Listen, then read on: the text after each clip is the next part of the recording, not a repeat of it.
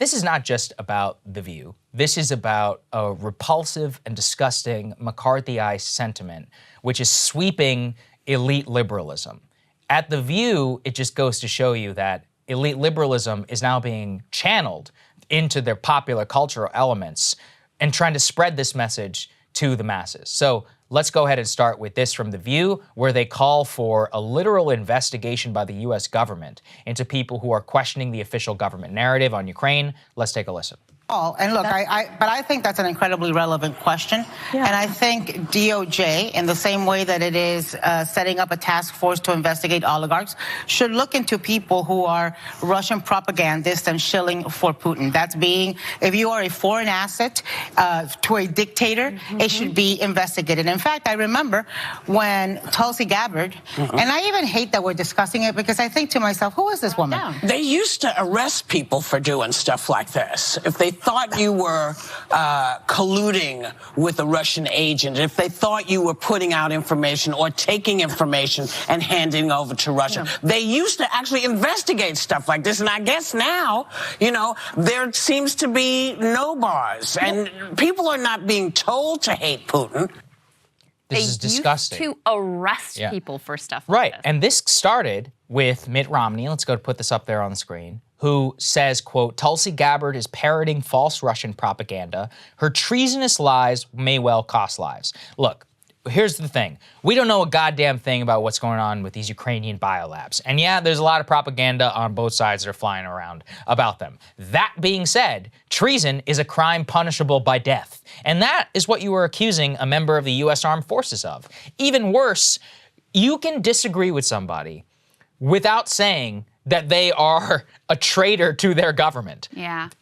Look, we live in a free country with freedom of speech, where people can and should be allowed to basically say whatever they want. I will go as far as saying that if somebody is parroting straight up Russian lies, they should still not be prosecuted for treason. Of course. You know why? Because that's happened before in the Civil War and World War I and World War II and the Vietnam War. And in any of those cases, we were better off for having free and open discussion rather than, you know, censoring any outright opinion that we don't agree with. That's the cost of living in a free society, and if you're actually confident in what you believe, then you don't have to go around accusing people of treason. So, like we said, regardless of the merits, to put this out there in the minds of millions of people is so incredibly dangerous. They're calling for the use of the state against their political opponents. Insane. It is insane. And I recall, I seem to remember during the Trump 2016 campaign when, you know, the lock her up chant, there was a lot of concern about, you know,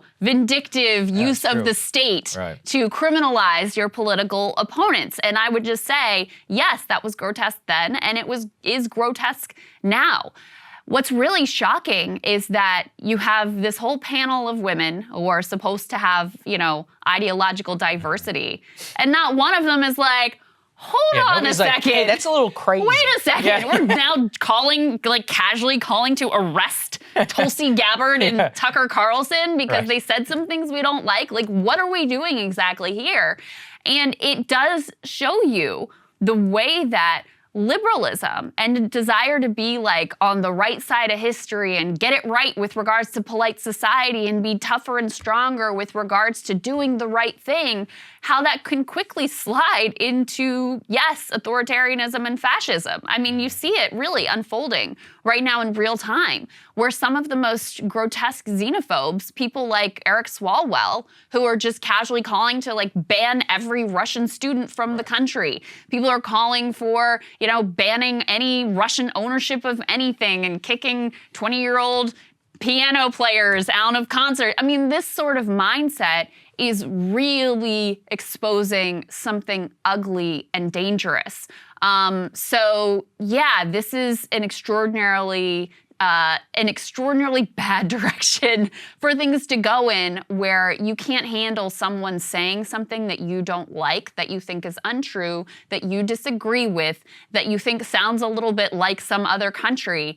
And so you can't handle that. You have to actually criminalize and jail them. Yeah. What kind of, like, again, you know, we talk a lot about democracies around the world and being a democracy and believing in democracy. Like, what type of a democracy is so self-conscious that you can't deal with a couple people having a different point of view and saying things that you don't like, even things that may be offensive, even things that may be completely wrong? You can't handle that. I also like the moment when she acknowledges, like, you know, we're actually just giving this point of view more attention right now. Yeah, well, yeah, you're They right. do that all the time. Yeah, They did this with Trump too all the time. Though I can't believe we're talking about this, but then we're going to spend the whole show talking about this. Yeah, and you know, of course, so many people are crawling out of the woodwork. Peter Strzok, you guys might remember him, the FBI, the disgraced down memory FBI lane there. agent who had an affair, and then all the texts, obviously, that were at the heart of Russiagate. Look what he put out yesterday. Let's put this up there. So he compares Tulsi Gabbard saying, quote, Ukraine isn't actually a democracy, to Tucker Carlson saying, quote, not that Ukraine is a democracy, and says, not are they coordinating, rather, who is coordinating? All right, look, you frickin' genius. It does not take a coordination to state the basic fact that, yeah, Ukraine is a corrupt country. Ukraine did have some problems in terms of corruption, crackdown on domestic political opponents, and more. And having an argument as to whether that's democracy or not, okay, that's fine. I think it's up in the air. But that should be part of the discussion, especially when people like him are saying that the United States has a responsibility, basically, to engage in war on behalf of that country. We should then talk, like, who are our allies? What do they really stand for? And obviously, it's a very gray area in all of this. And I don't think that the Ukrainians are, you know, I'm not saying here that the Ukrainians deserved it. I'm not saying that the Russians aren't the bad guy in this situation. I think that they are. I'm acknowledging that life is very complicated, and they are accusing anybody who's even stating that basic fact, or sure, even in both of these cases, hyperbolizing it. That doesn't mean that they're being coordinated agents. Implying conspiracy also implies crime, and at worst, it implies it has to be cracked down upon. Yeah. You put all of these together, and you're seeing a call for political, basically government violence and, you know, use of the state in order to criminalize any alternative opinion or explanation, which should be allowed in a free and a vibrant democracy. Is some real tinfoil hat kind of crap. Yeah, it's just that Peter Strzok it's low IQ. That's the other thing. Yeah, That's is alleging here. Right. But everybody's primed, I shouldn't say everybody. There's a lot of the population that's primed for it after years of Russiagate conspiracy where you were seeing like a Kremlin agent and, you know, the hands of Putin manipulating every single thing that was happening in our politics and apparently, you know, in the Canadian trucker convoy as well. We brought you that too. I mean, listen, it's not hard. Engage with what they're saying. My issue is I don't know why there's a fixation on the democratic norms or lack thereof in Ukraine because it doesn't justify, like, I don't see how that changes the situation with what Russia is doing to Ukraine. So I do think the whole conversation is a bit of a distraction. But you can also just directly engage with it. You know, there is significant corruption. They are a sort of fledgling democracy. There have been troubling crackdowns on political opponents. There's been troubling crackdown on independent media. By the way, we can also say we've got our own issues with democracy here in this country and the will of the people not being represented. Is that hard? No, it's not. It's, you know, I mean, and we give these people we give people so much power by pretending that they're so important that we can't even allow them to have a voice or a platform whatsoever. We have to criminalize them. They have to be traitors. The penalty, I mean, is Mitt Romney saying that Tulsi Gabbard should be put to death? Like, this is literal, what he's saying, actually. Insanity and part of the mass hysteria, which is extremely dangerous that we have been tracking here as well. So there you go.